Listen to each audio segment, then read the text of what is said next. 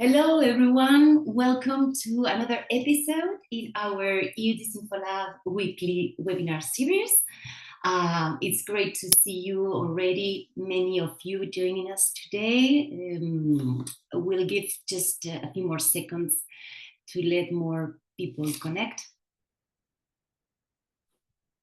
Numbers are climbing fast.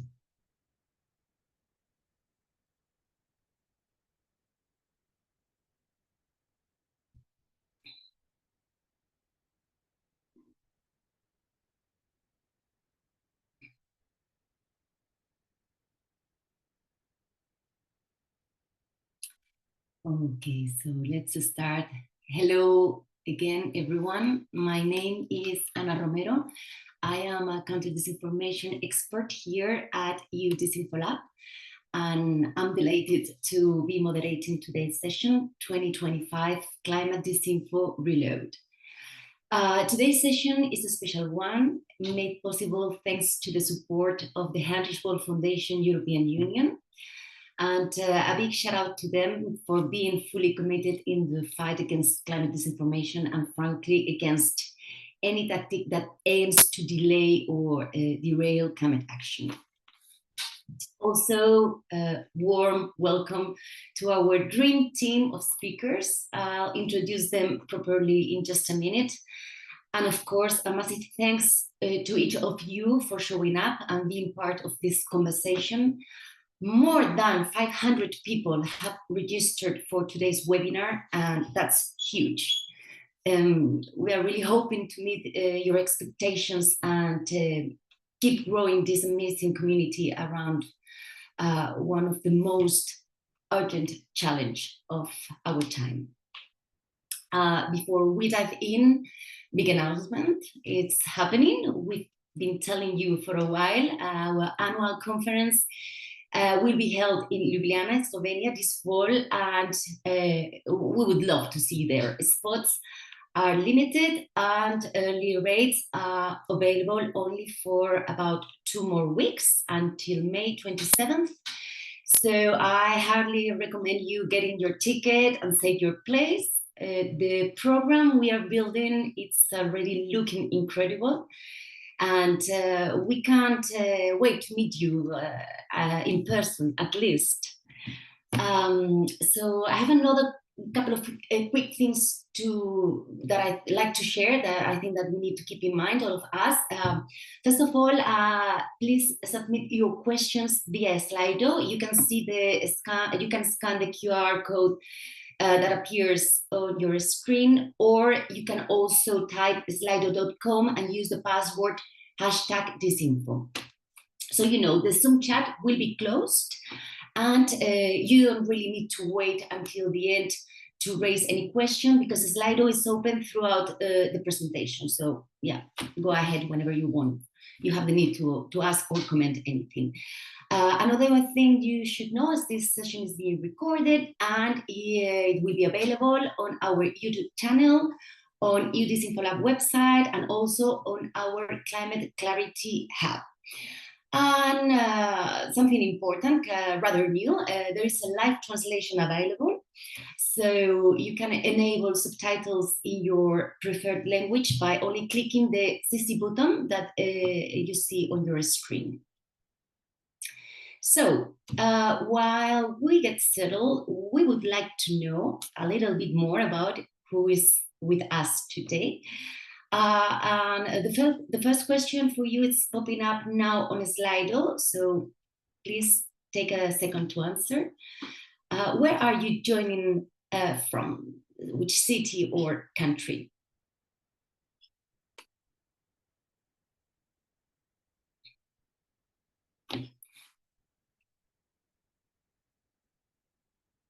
Krakow, Brussels, Berlin, Paris, Belgium, Geneva, Vienna, Hamburg. That's a lot. We are already 231 people in the room from everywhere, mainly from Europe, but also from Amman. This is gonna be great. And now, my second question, we would like to know what sector you work in. Oh, so many people.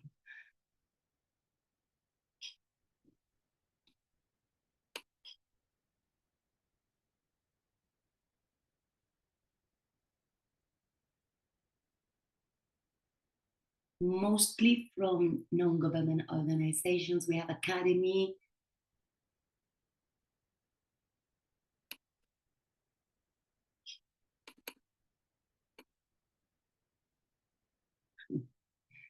I see that we have some participants making comments on Zoom, on the chat of the Zoom. I remind you that this is not available, so it's better always to use the Slido. Lovely. Thank you very much again for being here. So why are we here today? Basically because in 2025, climate disinformation hasn't just persisted, it's upgraded. We are dealing with new tactics, new tech, and a whole new level of reach and impact. And to help us make sense of it all, we have two fantastic speakers who will offer two different but complementary views. Our first speaker is Ava Lee, campaign strategy lead at Global Witness. Over the past 5 years, Ava has built and led a powerhouse team of investigators, researchers, advocates, and comms experts working to expose and challenge some of the most harmful practices by big tech platforms. Today, she will take us into the technical side of climate disinformation in 2025, covering the explosion of AI-generated climate denial and greenwashing, how these narratives are being monetized through ad systems, and how falsehoods are fueling engagement, incentivized by algorithms that still reward outrage and clicks over facts. So if you've been wondering what next-gen climate disinfo looks like, Ava's presentation I think will paint a clear and sobering picture. Our second speaker is Pragnya Senapati, who leads policy and research at Ripple Research, a company that works at the intersection of behavioral science and culture. Pragnya's team use large-scale insights to show how bad faith actors hijack online conversation to deepen polarization and slow down climate progress. She will walk us through the global narrative dynamics around climate disinfo, zooming into two very familiar names. On one side, we have Donald Trump back in office, taking a wrecking ball to climate science and clean energy policy, removing scientists from key institutions, slashing climate finance, and creating these ripple effects that reach far beyond US borders. And on the other hand, Elon Musk, once a green tech icon, now playing a kind of double role, investing in climate solution while simultaneously amplifying climate denial on X and giving a platform to bad actors under the guise of free speech. Pragnya will help us unpack the transatlantic impact of these figures and reflect on what this means for Europe and beyond. And with that, let's get started. Ava, over to you. Thank you. Thank you so much, Anna, for that lovely introduction. Just going to check that you can see my slides. Are they up yet? Yes, brilliant. So thank you. My name is Ava Lee, and as Anna mentioned, I work for Global Witness. We are an investigative campaigning organisation working on the intersection between climate and human rights.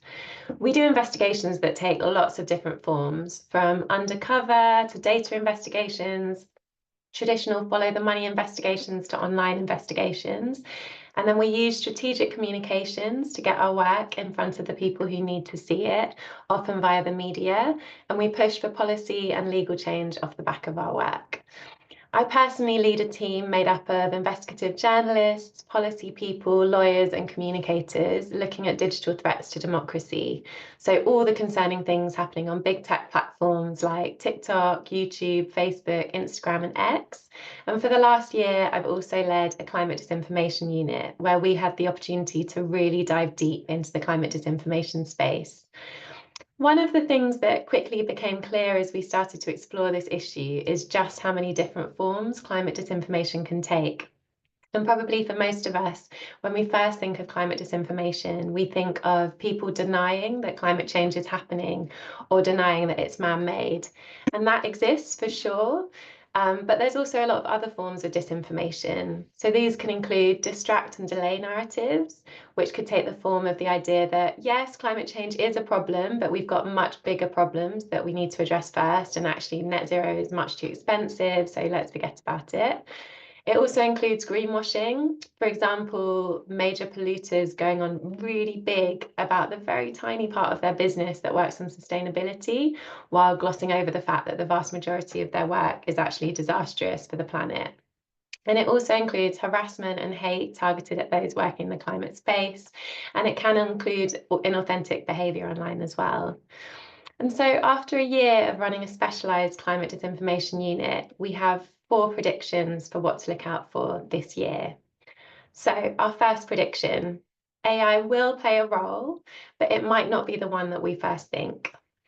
So as we all know, generative AI tools are increasingly becoming part of the way that we search for information, from search engines providing AI overviews, which we all have seen, to powering chatbots and AI tools even cropping up in our instant messenger services.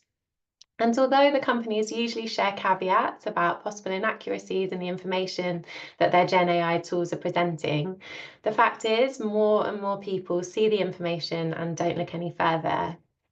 We investigated by asking 4 chatbots, which you can see here: OpenAI's ChatGPT, Meta's Meta AI, X's Grok, and Google's Gemini, a series of questions about climate change, oil and gas companies, and the big climate conference, COP.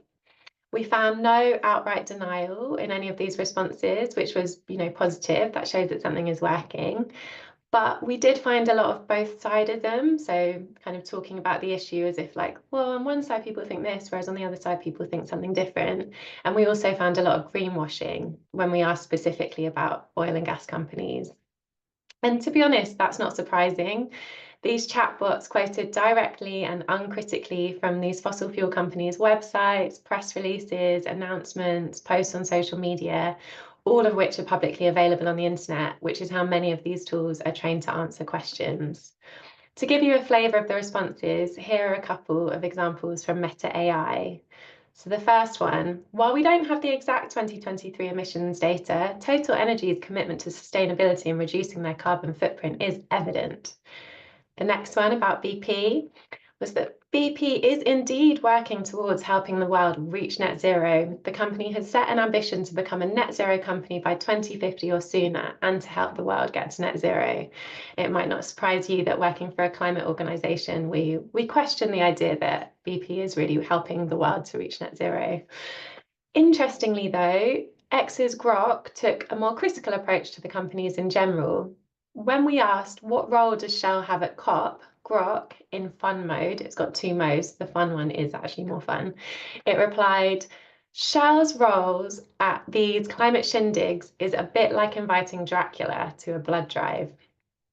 I found that quite funny.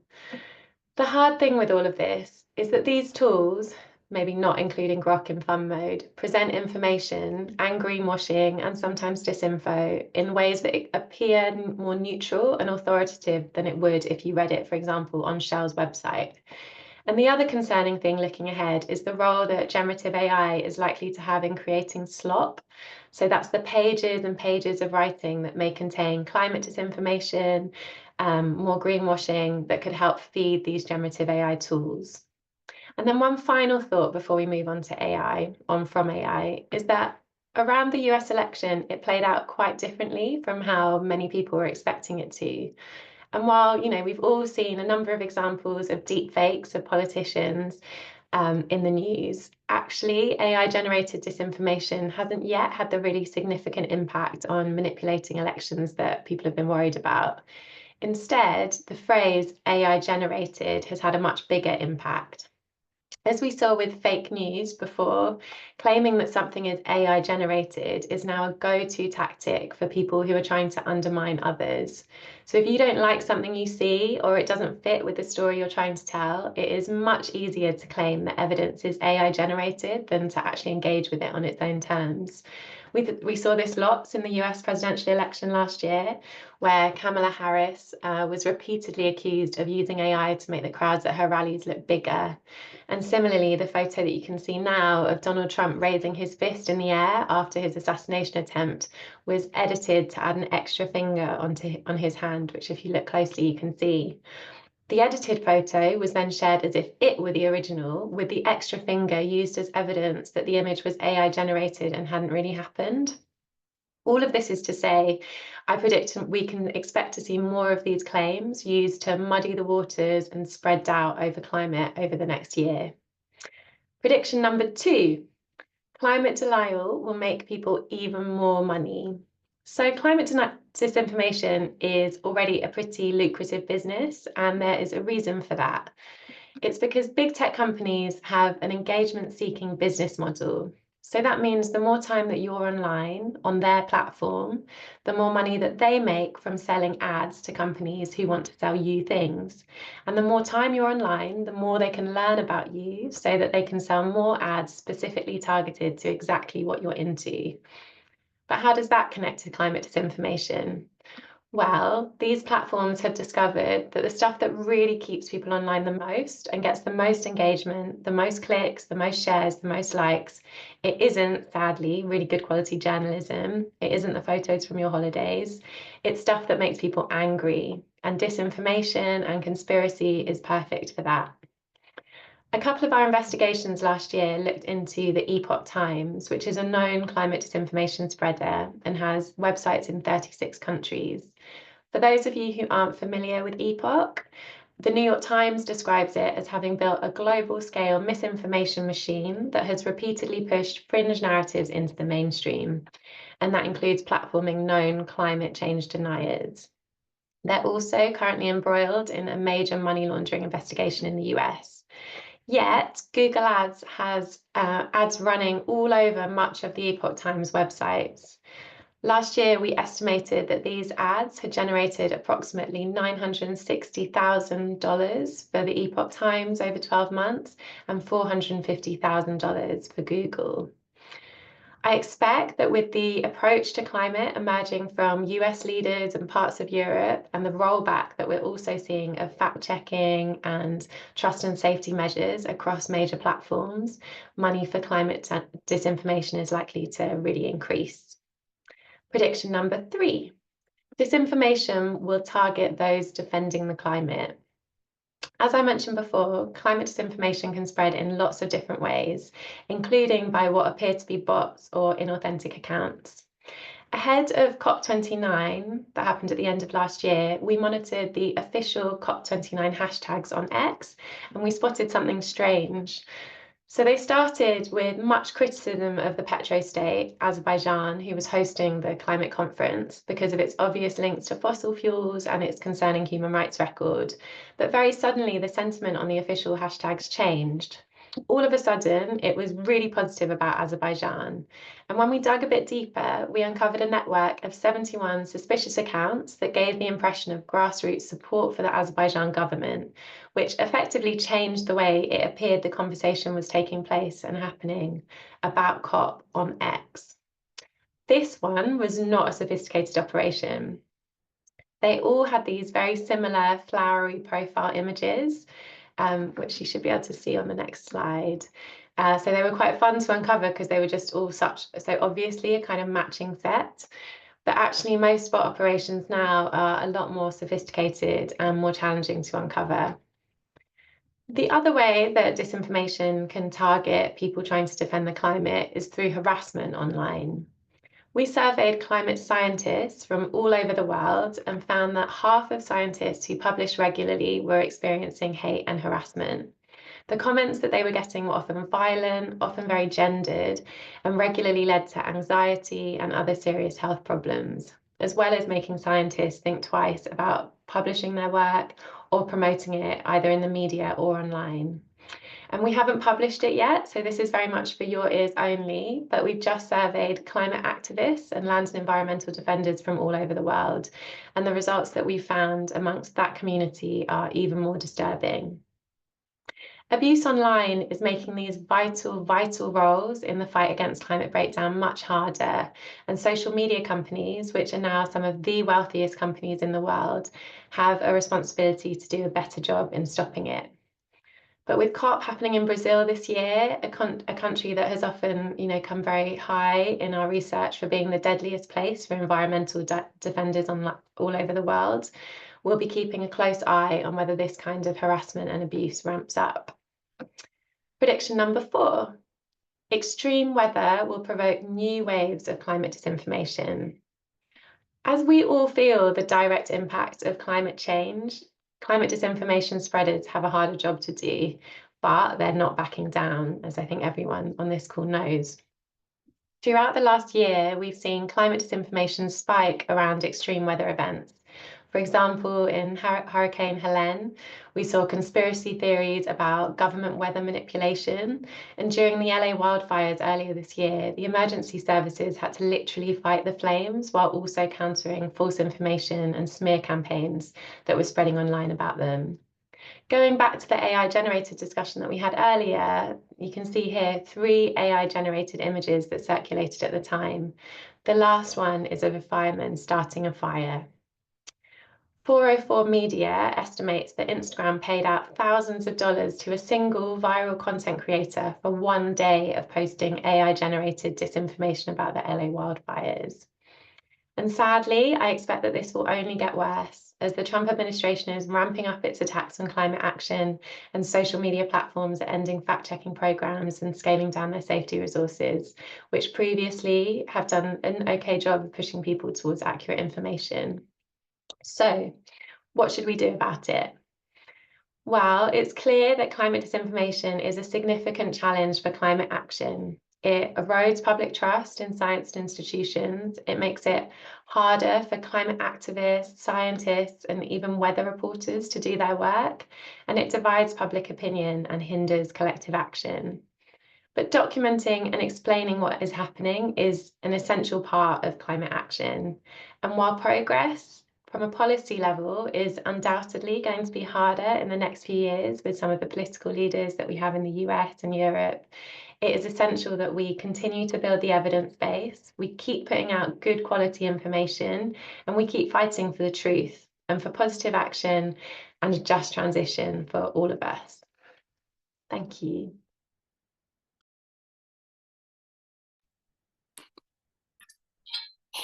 Thank you, Ava. It's been, thank you for this powerful and eye-opening presentation.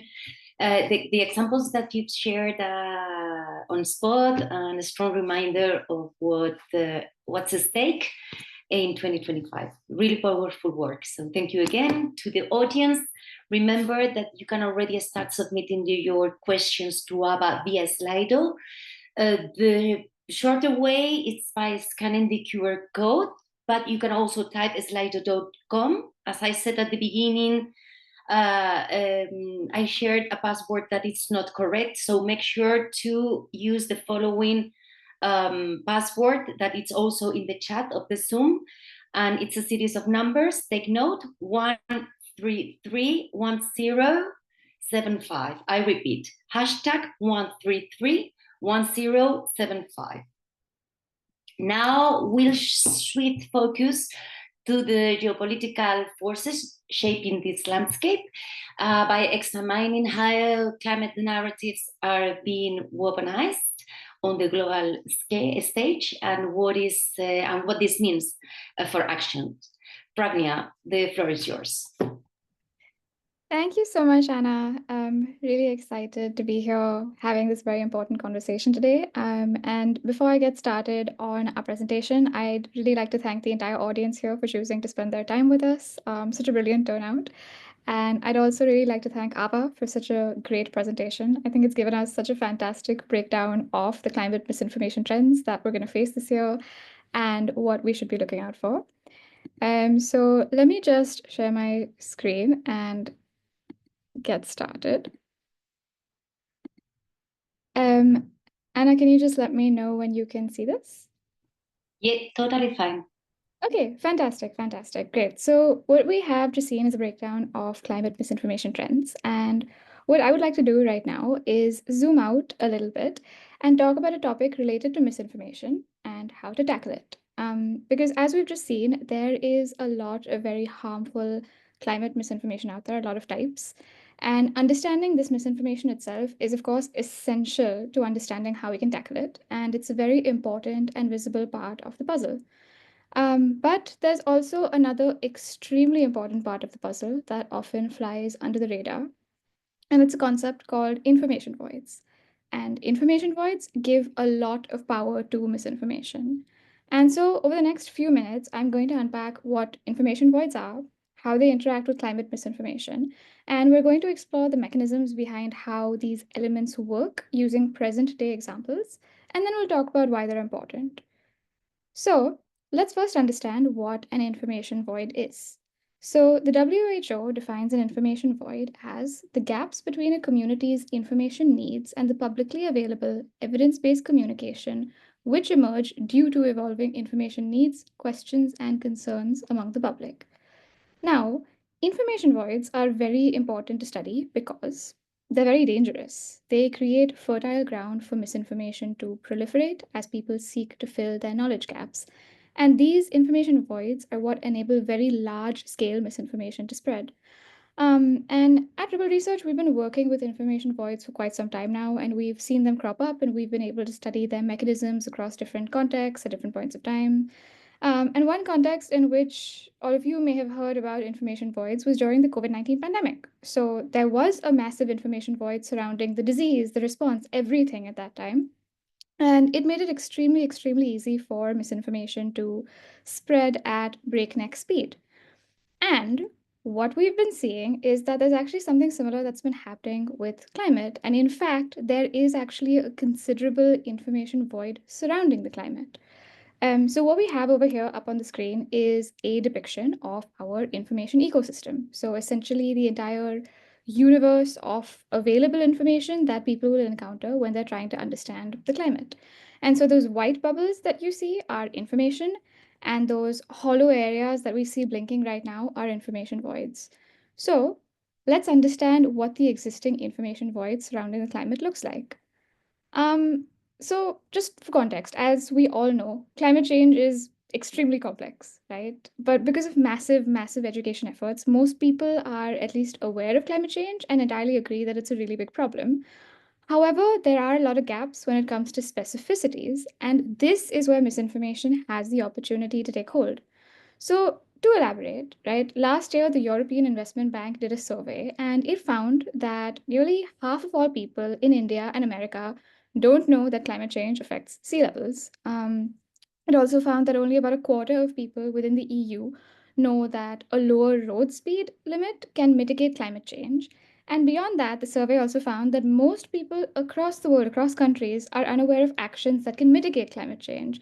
So, for example, reducing your consumption of animal products or insulating buildings, your homes, so on and so forth. And now this is a big problem because climate adaptation necessarily needs to happen. We know this, right? And much of this adaptation requires actions from policy, from individuals, etc. But when people are not really sure about the specifics of such actions or how exactly they really matter, to them it may just look like an uprooting of their lives. And this is the information void in the climate space, and it leaves massive, massive opportunity for misinformation to come in and make very necessary evidence based actions or solutions seem like impositions. And so that's just an explanation of the information void that's surrounding the climate, how it works, and why it matters. So let's now talk about something happening right now that's very important to highlight. And that is that there are actions currently being taken by actors like Trump and Musk, direct and indirect actions, that are making the information void around climate bigger and more dangerous. And so, to understand this, let's take a closer look at a few recent developments that have happened in the US. So, number one, we have seen major cuts to public funding for climate science research in the US, especially for agencies responsible for collecting and communicating up to date climate data. And by cutting research funding on, let's say, extreme weather and sea level rise, these actions reduce the supply of credible climate information, and less research means fewer answers, and fewer answers mean bigger information voids, as we can see on the screen. Um, Second, entire climate data sets that were previously available on public government websites in the US have been taken down. And while the data may still exist, it's no longer easily accessible to the public, which just leaves us with fewer tools to make sense of climate risks. And without open access to such reliable data, the information void continues to grow. Um, Third, references to climate change and to the climate crisis have been systematically removed from numerous official government websites in the US. And this effectively erases the issue of climate change itself from the places where people expect to find trustworthy information to understand what's real and what isn't. And so the information void grows. And so these actions essentially strip credible information about climate change out of the information ecosystem and make the information void a lot bigger, as we can see on the screen over here.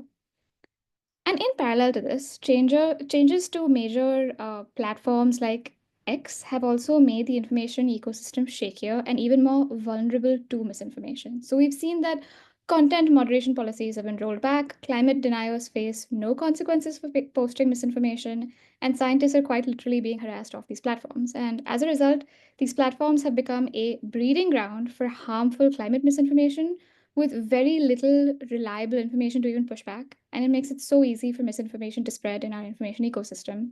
And so, to sum it up, on one hand, we can see that when you put all of these actions together, it's evident how the climate information void is being widened in real time. And now, on the other hand, we can also see that the same information void is rapidly being filled with misinformation, leading to an extremely polluted information environment. So, what you're looking at over here on the screen are four recent statements from senior political leaders and officials in the current US administration. And together, these statements do a few things. So, number one, they actively undermine climate action. Calling the Paris Agreement a ripoff frames one of the world's most important climate commitments as unfair or pointless, and it reinforces some sort of a false idea that climate action is too expensive or not worth it.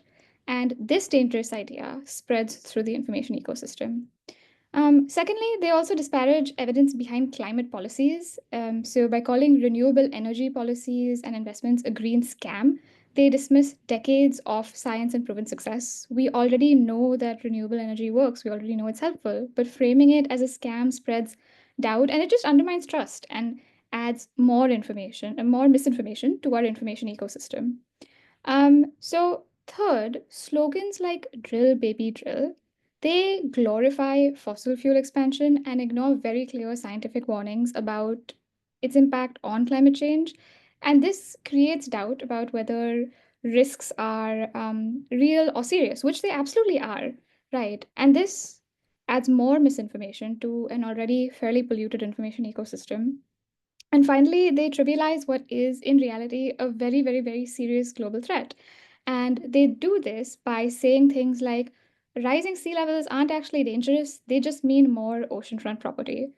And through statements like this, more dangerous ideas enter our information ecosystem. And so, what we've seen is across these last few slides is that not only is there an active creation of an information void taking place, but it's also quickly being filled with misinformation. And this is how we end up with this extremely polluted information ecosystem that is polluted by denial, distortion, distraction, and it makes it even harder for people to access the truth about climate change. And moving on, so while the polluted information ecosystem and the misleading narratives thriving within it may seem like just an American problem, they're absolutely not. These narratives are spreading globally and shaping climate conversations around the world, including in Europe. And in our ongoing work monitoring climate misinformation across different local contexts, we've seen a very clear pattern emerge this year. And it is that across several countries in Europe, when you look at the top performing posts about climate that get the most engagement, they are overwhelmingly dominated by misinformation or pushback against climate action and policies. And much of that misinformation is directly influenced by what's happening and what's being said in the US. And so, across 5 countries in the EU that we're going to be looking at right now, we're seeing some very dangerous rhetoric that's directly referencing what's happening in the US. Okay, we have seen that conversations in these countries, they celebrate the rejection of these science-based climate policies. They mock EU governments for taking climate action. They frame anti-science claims as common sense, and they call for a very similar rollback of climate policies in Europe, similar to what's happening in America. And so let's take a quick look at how this is showing up in specific countries, and then we can talk about why all of this really matters. So let's start with Germany, okay? Here we saw that posts praise the US's Paris Pact withdrawal and refer to it as ending climate madness. They also suggest that Germany should follow suit and follow America's blueprint. You even see posts celebrating the withdrawal and then asking things like, "So, what are you going to vote for?" Implying that what happened in the US could happen in Germany depending on who people put in power. Moving on to France. So in France, we see posts that celebrate Trump for exposing the climate scam while accusing French leadership of destroying the economy by supporting climate action. And some posts even insult France as the dumbest country on earth for trying to mitigate climate change. Uh, Moving on to Italy. So in Italy, posts praise Trump and Musk for fighting climate brainwashing, and posts claim that they've dismantled the production house behind the climate lies, while also sarcastically noting that Europe clings to some sort of a collapsing system that Trump is rightly dismantling.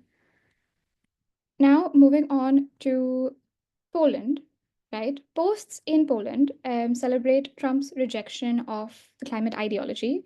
And here the EU is portrayed as using climate disinformation concerns as an excuse for censorship and surveillance. And Musk is positioned as some sort of a defender of free speech against Europe's fear driven climate narratives. And finally, looking at the Netherlands, in the Netherlands is where we see the phrase "make Europe great again" appear, of course, inspired by "make America great again." And this phrase appears in posts celebrating Trump's approach to climate policy. They praise America for choosing the energy and the economy over climate action, as if that's some kind of a trade off. And they contrast America's peace and freedom against Europe's supposed war and censorship and globalist control. And so, in short, what we can see is that in these 5 countries, is that misinformation that has flourished in the US is now being adapted and amplified across Europe. And we can see these dangerous ideas polluting Europe's information ecosystems and fueling harmful narratives that are calling for harmful action. So, now let us take a step back and talk about why all of this is so important.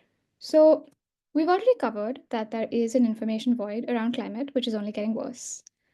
We also know that these information voids make it extremely easy for misinformation to proliferate our information ecosystems and pollute and overwhelm them. Now, green policies, they already face an uphill battle, and this polluted information environment enabled by information voids leads to very destructive public reactions. These include denying climate change or denying the climate crisis, radicalization against climate solutions, or disengagement from the issue altogether. And the combined force of these 3 responses leads to ultimate climate policy collapse. And so, to explain a little bit further on how this happens, right? On denial, I mean, people just stop believing that climate change is real, that the climate crisis is real, that climate change is a problem at all. And the more information they see without credible information to push back, the more they double down. And this builds a base of people who simply do not support climate policies. On radicalization, this goes a step beyond not supporting green policies. Here, misinformation drives people to actively fight against them, often framing them as often framing the policies as some sort of government overreach or an attack on personal freedom. And what we've seen is that this narrative often starts out with one specific policy, but it very quickly expands and turns all green policies into targets of some sort of suspicion that are seen as some sort of a wider corrupt agenda. And now, on disengagement, right, this is a little bit understudied, this outcome, but it's very important because disengagement actually affects people who accept climate science and agree that we need climate action. However, constant exposure to misinformation, especially claims questioning policy effectiveness or decision makers' intentions, they erode trust in the entire policy-making process. And people begin doubting whether institutions can implement effective climate action at all. And when this happens, people just give up. They just give up and stop pushing for action because they no longer believe that their participation matters. And these public reactions are already happening, but unchecked information voids are making the situation a lot worse, and they risk making the situation a lot worse because then more information will spread, more people will be exposed to it more often, and the risk of widespread public backlash against policies will grow even bigger. And I would say that this is actually the crux of why we need to, alongside studying misinformation, also study information voids, how people interact with them, and really study how information ecosystems as a whole work, because information ecosystems are incredibly messy and complex. And by studying them and understanding how all of their elements interact with each other and influence people, we gain crucial insights that can actually guide more effective action. And this more holistic approach, what it really gives us is foresight, right?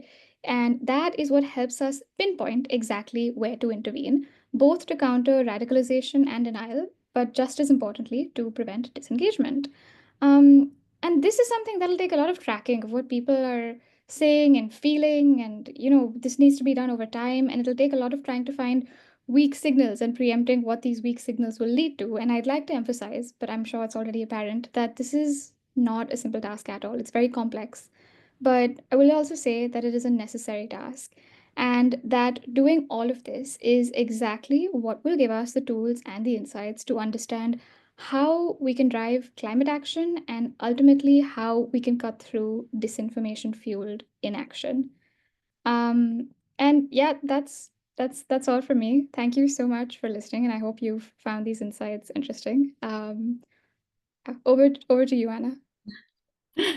Thank you so much, Pragnia, for this insightful and thought-provoking and very visually engaging presentation, like the use of these visuals, dynamic elements that really helped bring the content to life. You help us, I'd say, to connect the dots between online narratives, political powers, and this global climate agenda. Truly important reminder of why understanding the bigger picture is just as crucial as tracking what happens on a daily basis. Thank you very much again. Now let's open the floor to questions. We have around 30 minutes for this session, more than 230 people in the room, and you are welcome to ask or comment anything. Remember to use the QR code to submit your questions through Slido. There are already a large number of questions. I've seen that there are several about how to identify climate disinformation and, more importantly, how to respond to it. So I'm going to try to group them into a single set of questions, and let's start with them. Let me open my own browser. Okay, so what evidence do you have that pre-banking and inoculation strategies aimed at large parts of the population that could be effective? Pragnia.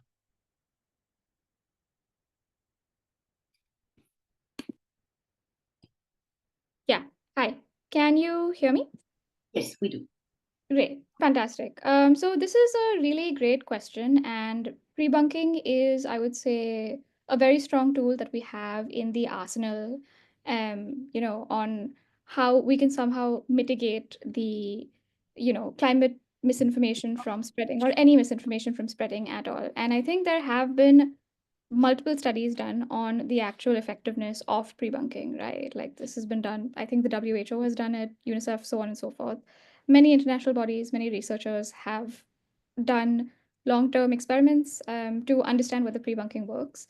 But from our perspective, why it works, right? And what we have also seen in our research, right, which is connected to information voids, is that why misinformation finds it so easy to proliferate, right, in the presence of information voids is because people have questions, right? People have questions, and when they have these questions, they need answers to fill them.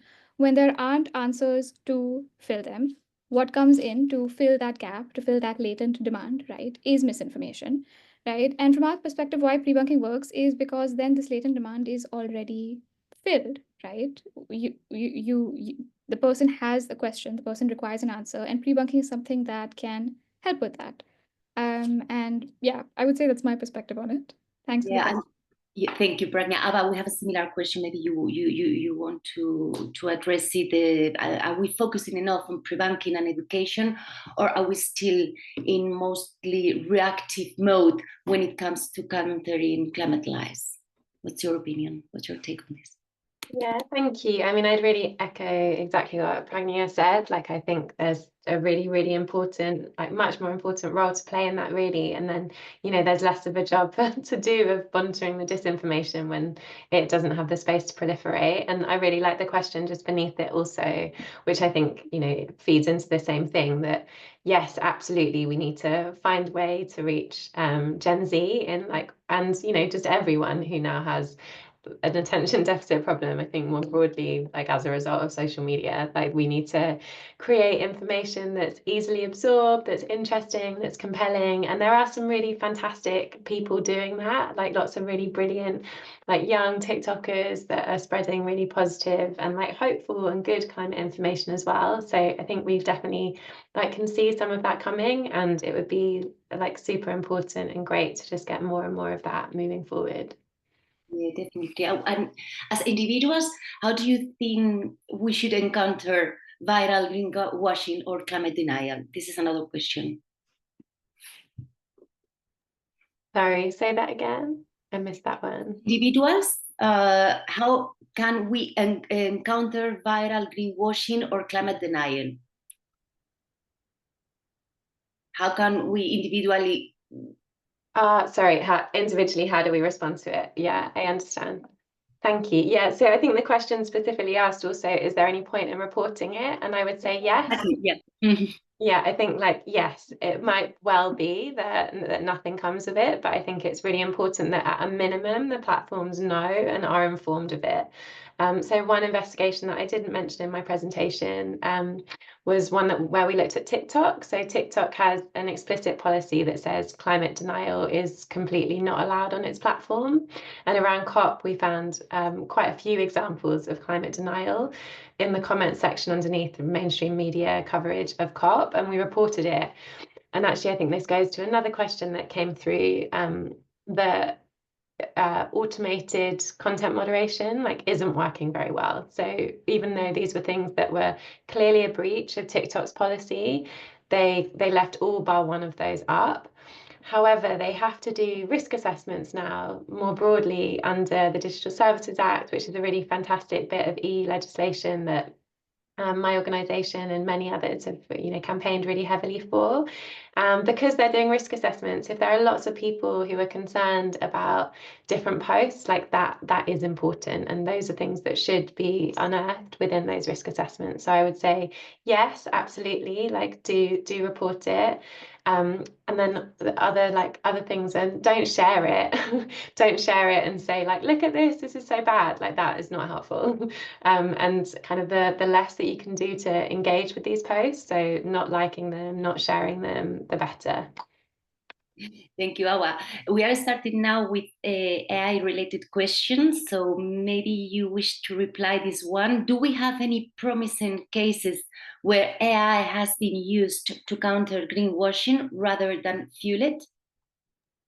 Yeah, I can jump in first with that, if that's okay. So one way that we at Global Witness have used AI is for the last few years, again, looking at COP, the big climate conference, we've monitored the number of fossil fuel delegates who attend, and we've often found that the number of people who are there representing fossil fuel companies are bigger than like all of the really climate threatened countries combined. So, you know, they have a massive outsized presence at these conferences, but it's really hard work. It takes like a massive room full of investigators.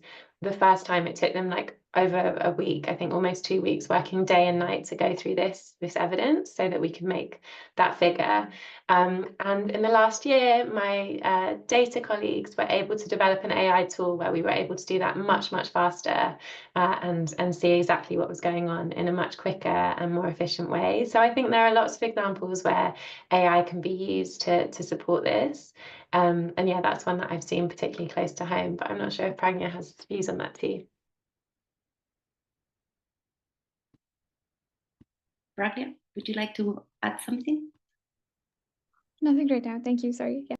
Okay, there are many questions for you, Pragnya, but I just want to address another one related to AI and addressed to Ava. Sorry, I just missed it.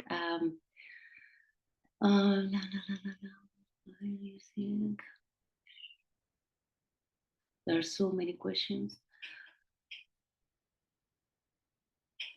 So you mentioned that elections haven't been, that AI didn't impact the elections as much as we thought, but that it will keep muddy the water in the future. Could you expand a bit more on that? Not much, because we have many questions, but if you can briefly explain a bit more. Thank you, Ava.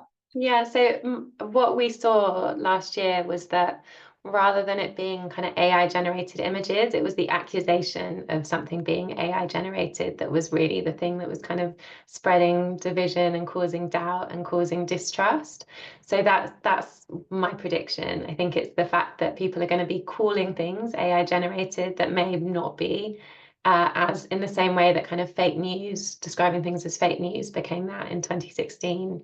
That's the way that I think that AI generated accusation is going to be muddying the waters. Pragnya, this question, I think it's rather important. Are there particular European or global South political figures mirroring the tactics of Trump or Musk in climate disinfo, or are they still largely US-led trends? Thanks, Anna. And that is a really interesting and a great question. And what I would say is that, first, I would say that none of these are really new tactics. Okay. These are all tactics of information ecosystem control and manipulation. And all of these tactics are as old as communication itself. So I think I would not call them a Trump tactic or a Musk tactic. They are using them right now. And yes, them using it is leading to larger information voids, more misinformation. But I wouldn't say that there are any European or global South actors using specific Trump or Musk tactics, if that answers it. Yeah. And do you think, let's move a little bit on regulation. Do you think regulating more like EU is trying to do is the right way to combat climate disinformation threat related to AI, or does it risk of creating a gap with those countries and political forces that don't choose to regulate? I'm very pro the EU's regulation. I think it's really led the way globally for digital regulation more broadly. As I mentioned before, the Digital Services Act is, like world leading in terms of what it is trying to do. We at Global Witness, we often try to create our investigations in such a way that we can then take complaints to the Commission based on breaches of the DSA. Currently, it's very difficult to do that in relation to climate disinformation, but I think there is a strong case to make climate disinformation a systemic risk and seen as a systemic risk, so that then that can be incorporated in the DSA. And I think the question asked specifically about whether or not that creates a kind of gap between some places and others. for me, I think the reality is like there is no global regulation that actually, you know, is enforceable and has teeth.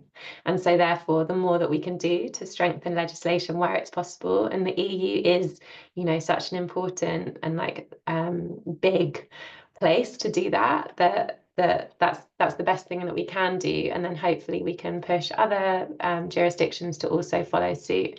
And we very much have seen that with the DSA and GDPR elsewhere. Right now, we're in a really challenging geopolitical space where, you know, these quite like niche technical bits of legislation have become a huge focus of geopolitics more broadly, with kind of Trump like mentioning it. Yeah, I'm sure you have all seen lots of that. But for us, it feels really important to make sure that this legislation stays as strong as it possibly can. And we're doing all that we can to make sure it's enforced and it's strengthened, even in the face of these challenges that currently exist. We just received a question about this, that will EU move forward officially recognizing climate disinformation as a systemic risk category? Let's hope it will happen.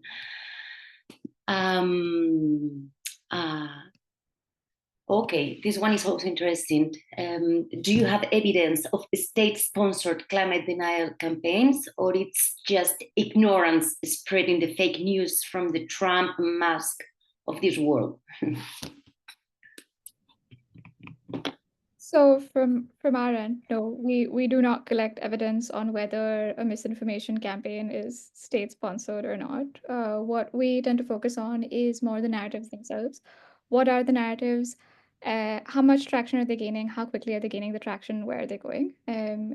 I think, at least from our perspective, that's super important to look at, simply because irrespective of who is paying for the narrative, it is reaching a lot of people and it is having damaging consequences. So that's just my view on it. Yeah.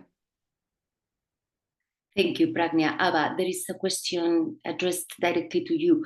Given platform transparency, it's still weak, how can civil society and researchers better track monetization and ad placements around harmful climate content? Yeah, I think platform transparency is a major problem that, again, is something that we're pushing on via the Digital Services Act. At Global Witness, we try to create really clear methodologies in the way that we do our research, and we always publish those. And actually, there is like a lot that you can do with the data that is available. So anyone who's interested in doing that work, I'd really like encourage you to have a look at our investigations and their methodologies, and please do reach out. We're like always happy to talk and share ideas and share our approaches. And specifically, like access for academics and researchers is part of the DSA, and currently, in my view, that isn't being enforced well enough, and actually platforms aren't allowing people to access the data in the way that it should be in the spirit of that legislation. So that's also something that we're working on and pushing on at the moment. But I think there is still a lot that can be done with things as it currently stands. Thank you very much. We have so many questions. I'm really struggling to select the most interesting ones. I think this one for you, Pragnya, you've talked about the polluted information ecosystem in the US and Europe. Do you have data or examples for countries in Africa, Asia, or Latin America as well? This could take you ages, so I kindly ask you to be super brief in your answer. Maybe we can put you in touch with the people. So we do essentially real-time monitor not just the information void about climate across the world, but also just climate misinformation as it spreads. And so we do have quite a large data repository on this that we use as and when our clients and partners require this info. However, as of now, for the purpose of this presentation, what we chose to focus on was mostly Europe. And I would say that finding and coming up with similar trends that I, would be able to present would require quite a bit of going through this data and the triangulation of that with secondary sources. So yeah. But I mean, there are a couple of countries that would be very interesting to track for this year. Brazil, for example, that's something we're very interested in. So yeah. I think this question is important. The role of moderated platforms like Telegram, Gab, or even alternative sites, how they are being used to spread climate denial, and what's the real impact. One line, Ava. They're really, really hard to research and they're really hard to regulate. It isn't something that we've been able to investigate with the capacity that we currently have. But yeah, it's definitely a huge problem. Okay, thank you very much, Ava and Pragnia. Among the questions, there are several people already. Thank you for your insightful presentations. I'm afraid that, yeah, this is it. This is the end of the session. Thank you very much all for being here, your questions, your energy, and your engagement. Before we close, just two quick reminders that you won't definitely want to miss. As I said before, registration for the EU Disinfo Lab annual conference in Ljubljana, it's open. We'll meet in person on the 15th and 16th of October, and early bird tickets are available until 27th of May, yes? So make sure to grab yours before they're gone. And last but not least, we have two upcoming webinars in May. Next Wednesday, Beatriz Marín Garcia from the European External Action Service will help us mapping manipulation on how the FIMI exposure matrix sharpens attributions and reveal connections. And the following week, on the 29th of May, we will learn how coordinated messaging mobilized realtors in the UK with a presentation by Kamila Koroshka from the University of Amsterdam. Don't miss them, same time, same place. To our brilliant speakers, Pragnia, Ava, thank you again for sharing your expertise, your research. You have sparked ideas, challenges, and given us a lot to reflect on. Big thanks to the Heinrich Böll Foundation for making this webinar possible with your support. I know that you are behind the screen, so thank you. And to all of you, dear audience, thank you for spending this hour with us today. Bye-bye, have a great afternoon, and see you soon.